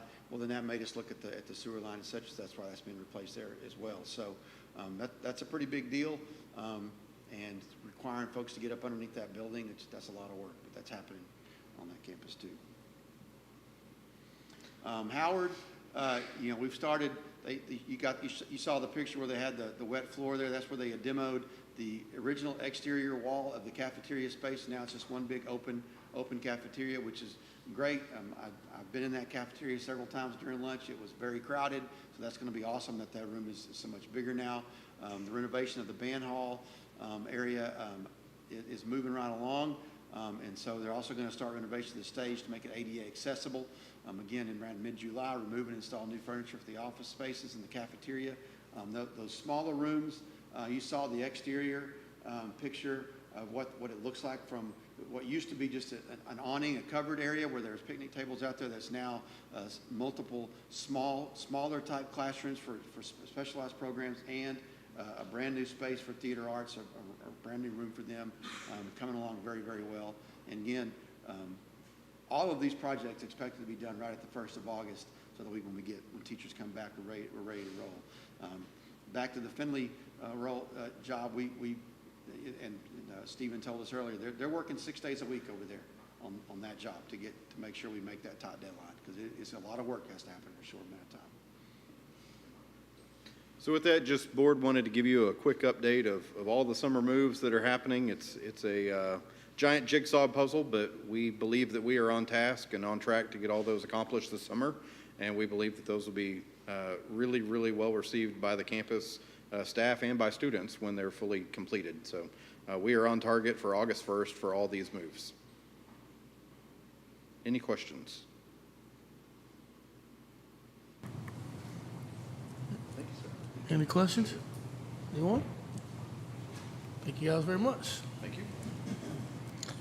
All right, moving on to our report D, Waxahachie ISD's intent to apply for federal grant funds for the 2025-2026 school year. Mr. Colvin? Board, this is not a brand new item this year. But we are trying something a little bit different. We're trying to make it a little bit more widely known of our involvement in Title I programs and to solicit that feedback that's required as part of Title I. So right now, on our website, under the Federal Grants Program tab of our website on our homepage, we have our survey posted, the same survey that we post pretty much every year, soliciting community feedback on Title I and how the programs are going and what our community would like to see as a part of that Title I program.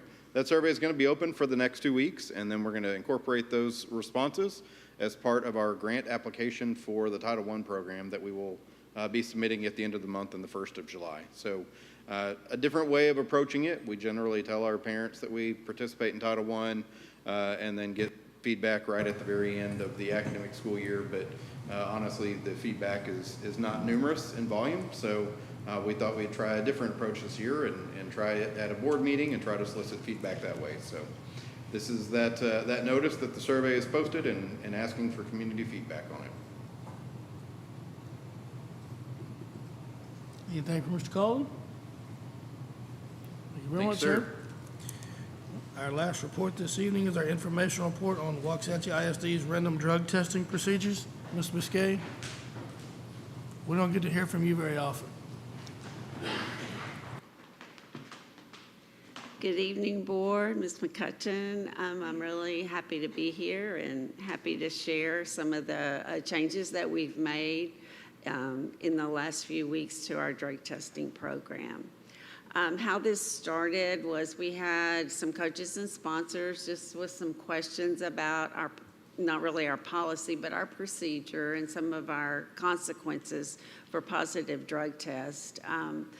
The questions about were we in line with other districts in the state, and you know, was it a pretty common practice that we had with our practices. So as a result of that, we formed a subcommittee out of our shack. The committee was made up of staff members and also community members, stakeholders, and parents as well. We wanted their input from a different perspective than what's maybe our staff members had. So we formed this committee, and we actually gleaned information from almost 30 different districts in the state about their drug testing procedures and practices and how they did things, and got lots of good information. And as a result of that, found out that we were pretty much in line with most of the other districts in the state. Of course, you always have your districts that are way more lenient in their policies, and then those districts that are at the other end as well. We feel like we fell in the middle, and that our procedures were pretty good. But as a result of that, we did come up with a couple of areas where we felt like we could tweak our policy and make it just a little bit better, more positive for our students, and just more beneficial for them. So at the May meeting, we voted unanimously to pass these changes on our drug testing process. All of the revisions are in the consequences for the very first positive that a student might have. We have consequences for our first positive, our second positive, and our third positive. So these changes are purely for the first positive. Those changes involved in our previous procedures, the student was suspended from all competition, games, and performances for 10 school days, and they must have a negative test result to be able to return to participation. The revision that we made, we kept, of course, the 10 school day exclusion from those activities, but we took out the provision that they had to have a negative test to return to participation. And that was because logistically it was a little bit difficult. If a student served their 10 days pretty early in the month, then it might be 10 days or 2 weeks before we had another session of drug testing. And then they had to wait just that much longer before they could return to participation. We know these kids, if they have a positive result, they're going to be tested every single session for the rest of that school year. So we felt like we were going to be following them, watching them closely. So we didn't need to really have that provision that they had to test negative first before they returned to participation. And then the second change that we made, in our previous procedure, a student must attend one 45-minute drug education session with the campus counselor when they had a positive test result.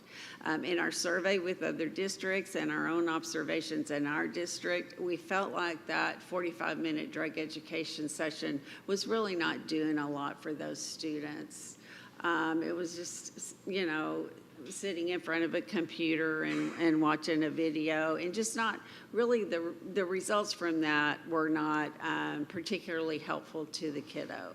So we found out another district in the state had a policy, instead of a drug education session, they did community service hours for those students.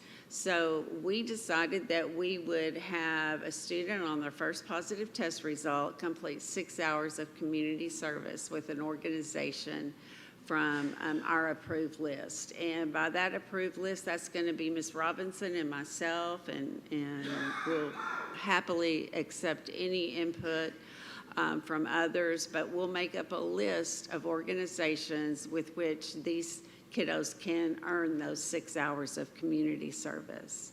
I just think it's always a good idea to extend yourself and do something for someone else. That's always going to be something that makes you feel better. When we help others, we help ourselves, right? So we feel like that would be a much better thing to do with the first positive. Now, of course, with the second and third positive, the drug counseling is going to be in there, and we're going to get those kiddos the help that they need.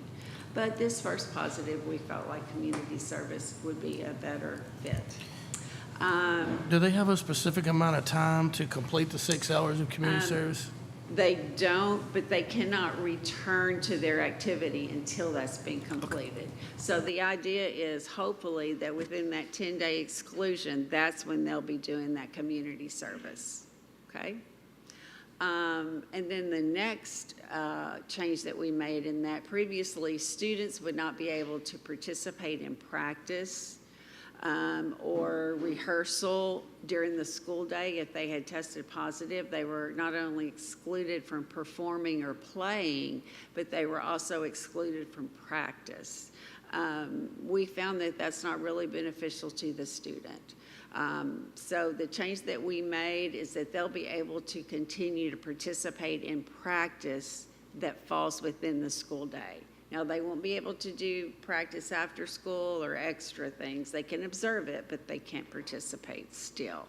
But any practice, rehearsal, or whatever the activity is that happens during the school day, they can continue to participate in that.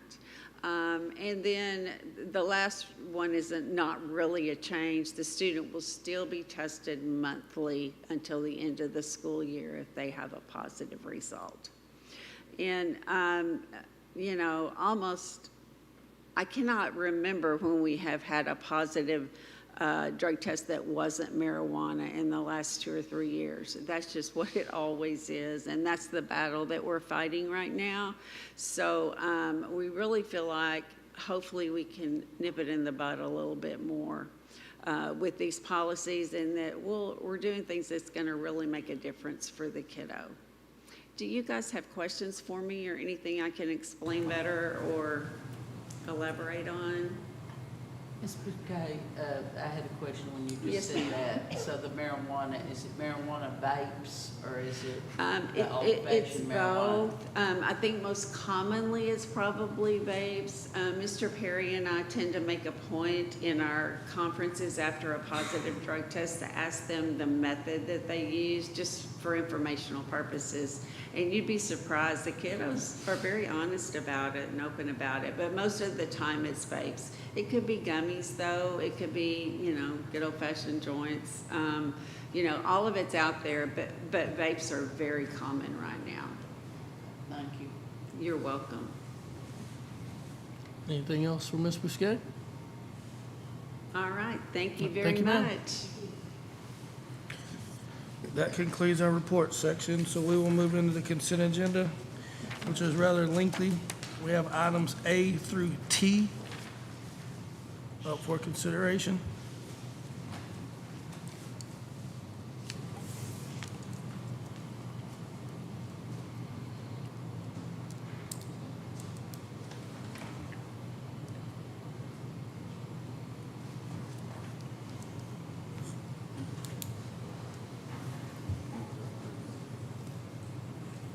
Mr. President, I move that we approve the consent agenda, items A through T. Motion by Mr. McCutcheon. Do I have a second? Second. Second by Mrs. Timmerman. Any discussion? All in favor say aye. Aye. Opposed say nay. Motion carries 7-0. Now we will move to action item D, which would be consideration with possible approval to review the plan of finance and adopt an order authorizing the issuance of school building bonds, establishing the parameters for the sale of bonds, and delegating authority to the administration to approve the sale and execute the final documents. Mr. Calden. Thank you, sir. I'm actually going to turn this over to Doug Witt, our financial advisor, who's here with us tonight, and he's going to lead you through the presentation, and then I'll be back for questions if you have any. Good evening. It's good to be back with you. That's your slide preview. Okay. So just click on it, and that's the slide that's showing. Okay, good. Good evening. It's good to be back. Appreciate the opportunity. Have a report for you. Centered in large part on the timing of this due to legislation that just came through the session and kind of changed a little bit of our timing slightly. But to start the report, we'll start with the interest rate market. Y'all seen this graph from me before. It's called the Bond Buyers Index of Municipal Bonds. When you look at it dates bottom left corner back to January 2001, so it's a modern history of the interest rate index that comes out weekly. The average runs across the middle in blue at 4%. The record high occurred at 6% in October 2008, record low in 2020 at 2%. And then today we're around 5.25%. So our interest rate levels are a little higher than averages. But we do have a very functioning market. This summer there will be billions of dollars of Texas school bonds brought to market. We've already seen some of that through the end of May and the 1st of June. So we do have good functioning markets with investor community. It's just at levels that are a little higher than what we've seen in the past. Your bond ratings, the recent bond ratings, of course, AAA based upon the permanent school fund guarantee. Your underlying credit ratings are where we need them to be in the AA category, AA3 and AA minus by Moody's and Fitch. The analysts cite your strong enrollment growth, significant residential development, your stable financial position. I know when you go through budget, you have challenges and so forth, but the credit rating agents view you as a very stable business enterprise. You have elevated leverage, but moderate overall and manageable. That's the bond programs that we're implementing now. And then, of course, you have to issue the bonds as growth occurs. So good bond ratings, okay market. Back to our May 2003 bond election parameters. Of course, we presented 4 propositions, A through D, A, B, and C, all passed. The INS tax rate was estimated to be a 3-cent increase to the voters. We're keeping that promise. The assumed interest rate is 5%. Your first 2 installments were down around 4%, so we have significant interest cost savings on those. I sold a 30-year school bond earlier this month. It was right at a 5% average interest rate, but it had deferred principal that we don't have here, so keep our fingers crossed. By the time we enter the market, hopefully we can be at or around 5% average interest rate. The other thing that we had to assume is that this was a multi-year, multi-phase building program, as you well know. But it was our tax base needs to grow in order to absorb this size of bond issue at that 3 cents of increase. We are on track with that. All of those promises are being kept. And then the bonds issued and completed as growth requires and allows. So back to the taxable value. When you look at your net taxable value in column 2, the number in red is a preliminary number. We will not have certified values until the end of July.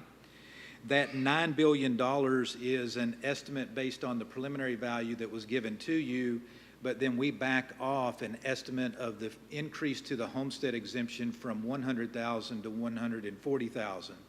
Basically, we apply $40,000 to the approximate number of homesteads that you have in the district, and we back that out of the value. When you look at column 3, that's the dollar value of change. In this particular chart, that is after the freeze has been taken into account. Here are 3 of the last 4 years where you see the asterisks, 2022-23, 23-24, and 25-26 upcoming. Those are all homestead increase years, and yet we still grew in our value. So when you look back to the pre-election bond model where we're talking about 12% growth per year, it's now being replaced. That growth is being offset with the homestead exemption increase, but we now have a column in our bond model for hold harmless. So the hold harmless has taken place of some of that value growth. But for example, in 23-24, if we did not have that homestead exemption increase, you would have grown at more than 12.5% in that particular year. It netted out at 9% with the homestead exemption. So we're on track in our bond model as we speak. We were kind of hoping to let the summer play out, maybe get into the fall. Your construction fund dollars are ample to get you through all of the projects that you just saw on the screen. But because we just got Senate Bill 4, which raised the homestead exemption from $100,000 to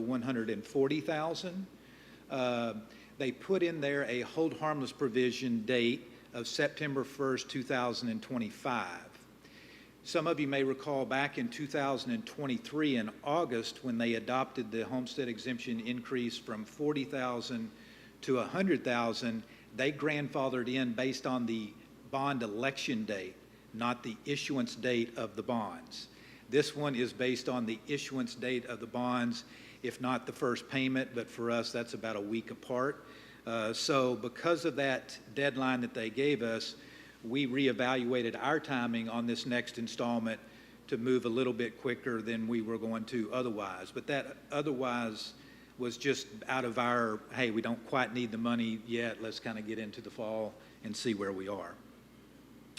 So in addition to your taxable value growth being on target, your interest rate being on target, there's a lot of numbers here. This is your interest in sinking fund cash flow analysis. To summarize this, on the far right column, right above the line, you see $13,000,009. That is your 8/31/2024 net INS fund balance. That's obviously more than we need. We've had a planned drawdown in this budget year with the issuance of those prior bonds, and that's going down to $10.3 million. If you ask me what should our target be in this fund, I'm going to put that number right around $7.3 million, which means that you still have $3 million of excess in that fund that can be deployed as you implement this bond program over time. So purposeful drawdowns to get it down to a balance that would be considered normal for the size of your interest in sinking fund budget. The next slide I bring up just as a preview. We do not have a refunding bond within this order. This is only for the issuance of new school building bonds to continue your construction projects. But you can see here the 2016 bond, the optional redemption call date on that is February of 26. What that means to us is the first time that you can refinance that bond on a tax-exempt basis under federal tax law is October of 2025. So we'll see where the market goes. We may have to come back to you and say, hey, we might want to do something with your existing bonds. That's not on the table today, but that's just a preview so that if you see me in 6 months, you had fair warning that I needed to come back. That timing's dictated by federal law. Okay, so where are we? From the May 23 issuance, we sold bonds in 2023, $200 million of the $575 million. 1 year later, in 2024, we sold an additional $200 million of bonds from the $575 million approved by the voters.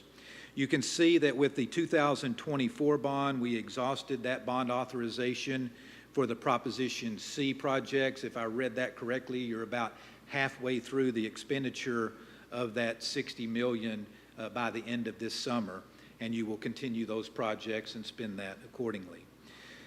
Proposition A has $42 million. I think that's for a remaining elementary school, of which we do not have a site or any start plans for that. And then Proposition B includes the high school project, and there's $132 million of authorized but unissued bonds there. So what we were going to do is kind of get into maybe October, November, kind of see where the construction draws are, kind of take an evaluation of our timing. But now I'm asking the district to accelerate that to capture the hold harmless on our next installment of bonds, okay? And so right now the game plan is out of Proposition B to pull $100 million from that, sell a third installment of $100 million, close that issue before August 31st of 2025 in order for the debt service payments on that $100 million to be counted into the hold harmless for this particular round of going from $100,000 to $140,000. This $100 million, whether we issue it tomorrow or 6 months from now, will still pick up hold harmless based on the grandfather in of the election date in 2023.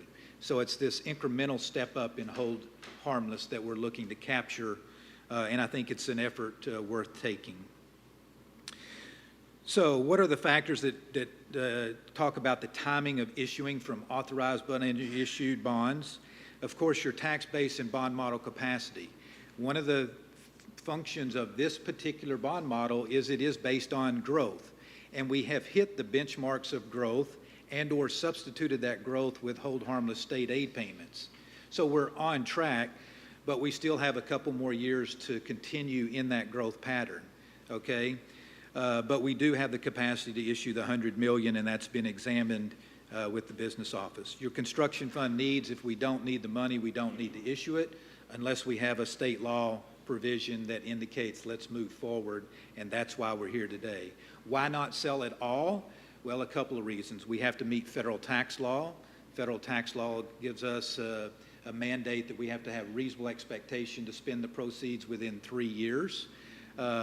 And if you have new schools that need to be built but haven't identified when or where those are going to take place, that probably falls outside of that category. And then the second reason that we don't issue all the bonds at once is, again, we don't want to get out in front of our skis and assume that our tax base is going to continue on the trend that you've had, and then all of a sudden we get a national recession or something and it slows us down. So I tell people all the time, we get smarter every year that goes by because we get another piece of data out of that crystal ball. In this case, our data is state aid and taxable value. All right, so the plan is $100 million out of Proposition B. The schedule of events, again, through May, we've been in touch with the administration. We're here tonight asking you to delegate authority to the administration to complete the sale and issuance of the third installment of $100 million. We'll be getting all of our ratings renewed and in place, all of our disclosure. We'll get a certified value July 25th, and then we're looking at pricing the week of July 28th, locking in that interest rate, then closing in late August. We may or may not have that last payment on August 26th. Where that comes from is if you go back to 2021, the TEA's interpretation of that deadline is we had to have a bond payment by that deadline. And again, the deadline for us today is 9/1/2025. We're getting rumor and memos that are coming out indicating that they're going to change that because they know the time pressure that it puts on those districts who had a May 25 election to be able to squeeze in a bond sale and a bond payment in a couple of months is very, very challenging. So the interpretation now is the closing date of the bond, so that buys us 7 to 10 days, a little bit of relief, but it's not the hold harmless that we wanted. The hold harmless that we wanted was the same language from May of 23 that just grandfathered it in based on the date of the election. That would have then left the playing field open to issue bonds all through the fall. It will be a very busy summer for Texas school bond issuance from those who have authorized but unissued bonds, but also those who voted and approved their bonds in May. So more information to follow. It's not just to snap your fingers, get it done, because it is going to be a crowded market. But generally speaking, our national market is sizable enough to take on a very large portion of Texas school bonds that come to market. We have the AAA rating, which is the highest credit quality in the United States, superior to the federal government's credit rating. And so generally speaking, there's a lot of investors who want that type of credit quality and bond paper, if you will. So with that, we do have a suggested motion on the last slide. I'll be happy to answer any questions regarding our third installment of bonds from that approved by the voters. But for those who may be hearing this or seeing, we are on target with everything that was discussed with them from a financial perspective with respect to the implementation of the bond program, and there are no sizes and all those promises are being kept. Any questions for Mr. Witt? Okay, at this time, I'll entertain a motion. I move to adopt an order authorizing the issuance of school bonds, establishing the parameters of the sale of bonds, and delegating authority to the administration to approve the sale and execute the final documents. Motion by Mr. Pitts, Second. second by Mrs. Timmerman. Any other discussion? All in favor, say aye. Aye. Opposed, say nay. Motion carries 7-0. Thank y'all Thank you very much, sir.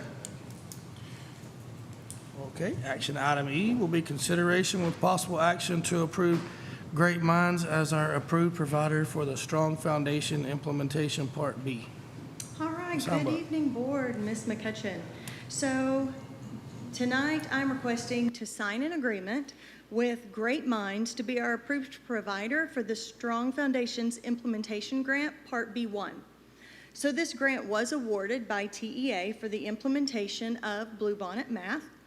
And while we did not receive the large grant like we received last year, we did receive partial funding amount based on 2 of our campuses that were federally targeted a few years back. So the grant requirements are 50% of the funding goes towards an approved provider, and the other 50% can be used for things like salaries and or supplies. Salaries at a maximum of 20% and supplies around 30%. So, as I stated, the Strong Foundations Implementation Grant, Part B1, is based on campuses that were federally targeted in the past. For us, those campuses were Clift Elementary and Northside Elementary. So while the grant funds specifically for those 2 campuses, TEA has given our approved providers permission for all campuses within the district to attend and benefit from the professional learning opportunities that will be offered through this grant. So while our partnership with Ed Elements this year has been very beneficial in helping our teachers become experts at the internalization process, we felt the need to choose an approved provider this time that could really help us with focusing on content rather than the internalization process. Great Minds, actually being the creator of Bluebonnet Math and Eureka, seems to be the best choice for the content support with this switch.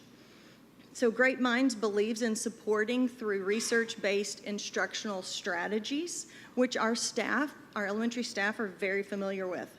Great Minds staff are experts in content and pedagogy in math and understand necessary shifts in the adoption process, as well as supporting all of our stakeholders in a successful implementation.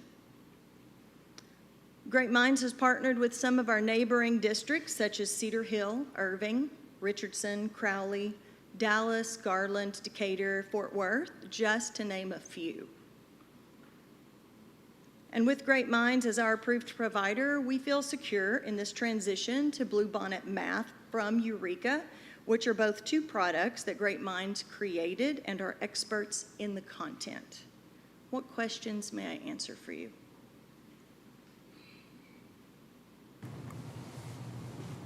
Any questions? Anyone? Okay. At this time, I'll entertain a motion to accept action item E as presented. So moved. Motion by Mrs. Timmerman, Second. second by Mrs. Kriegel. Any other discussion? All in favor say aye. Aye. Both say nay. Motion carries 7-0. Thank you very much. Thank you. And our last action item is consideration of possible action to approve an amendment to Waxahachie ISD's District of Innovation Plan. Dr. Avery. Yes, sir, Mr. President. Just a quick amendment to our DOI plan.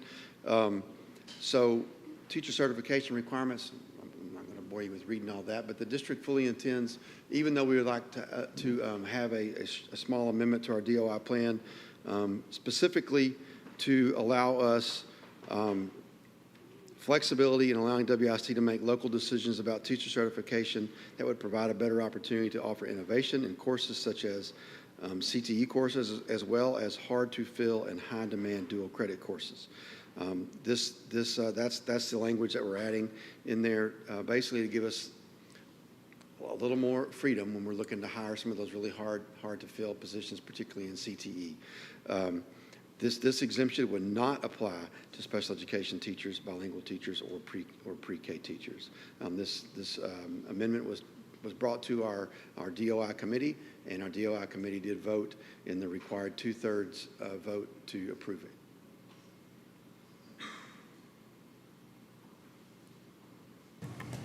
Dr. Avery, will this fulfill the needs of the state legislature when they're saying we have to have highly qualified personnel and everything? So we do anticipate a change to that from that law. in the future. Right, we anticipate this to be for 1 year. Thank you. Anyone else? Okay. Motion to approve action item F as presented. One motion by Mr. McCutcheon. Second. Second by Mr. Schofield. Any other discussion? All in favor, say aye. Aye. Opposed, say nay. Motion carries 7-0. Thank you, guys. And our last item will be a motion to adjourn. So moved. Motion by Mrs. Kriegel. Second by Mrs. Timmerman. All in favor, say aye. Motion carries 7-0. Thank you.